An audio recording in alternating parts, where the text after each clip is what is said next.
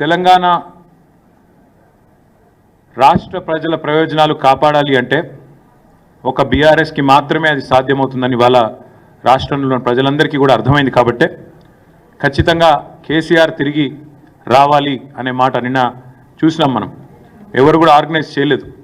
కేసీఆర్ గారి జన్మదినం సందర్భంగా తండోపతండాలుగా వేలాది మంది స్వచ్ఛందంగా కేసీఆర్ గారిని వెతుక్కుంటూ వారి నియోజకవర్గానికి పోయిన పరిస్థితిని కూడా మనం చూసినాం. అందుకే ఇవాళ సమావేశం యొక్క ముఖ్యమైన ఆలోచన ఏంటంటే అందరి అభిప్రాయం కూడా ఏంటంటే మాకు అధికారమే పరమావిధిగా పనిచేసే ఆలోచన లేదు. తెలంగాణ అస్తిత్వ పరిరక్షణ ముఖ్యం, తెలంగాణ ప్రజల ప్రయోజనాల పరిరక్షణ ముఖ్యం, వాటి కోసం పనిచేయాలని చెప్పి సమావేశం ఈరోజు అభిప్రాయపడ్డది. ఇందాక నేను చెప్పినట్టు ఈ 25వ సంవత్సరం సిల్వర్ జూబ్లీ ఉత్సవాలు రజతోత్సవాల్ని సంవత్సరం మొత్తం కూడా ఒక సంవత్సరం పాటు నిర్వహించాలని చెప్పి కూడా స్థూలంగా ఒక ఆలోచనకు వచ్చినాం.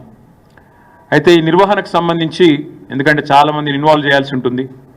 వివిధ వర్గాలు ఎట్లా అయితే తెలంగాణ ఉద్యమంలో అందరినీ కలుపుకొని సకల జనుల సమ్మె నడిపించిన ఆనాడు తెలంగాణ పోరాటంలో వినూత్నమైన పోరాట రూపాలు సడక్ బంద్ కావచ్చు, రహదారుల దిగ్బంధం కావచ్చు, వంట వార్పు కావచ్చు, అట్లా ఎన్నో రకాల వివిధ ఉద్యమ పోరాట రూపాలని ఆనాడు ఆవిష్కరించిన ఆ ఘనత టీఆర్ఎస్ది. కాబట్టే ఈ రజతోత్సవాల సందర్భంగా కూడా వినూత్నంగా కార్యక్రమాలు నిర్వహించాలి, ప్రజల్ని మమైకం చేస్తూ ఉద్యమ సహచరులందరినీ కూడా మళ్ళీ తిరిగి ఒక్కటి చేస్తూ ముందుకు పోవాలనే ఆలోచన చేస్తూ ఉన్నాం.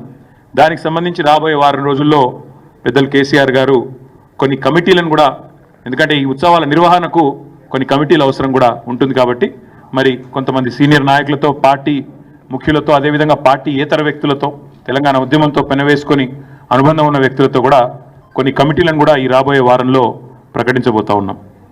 అదేవిధంగా తెలంగాణ రాష్ట్రం కోసం ఒకసారి అరుణ్ జైట్లీ గారు ఒక మాట చెప్పారు మేము పోయినప్పుడు ఢిల్లీలో.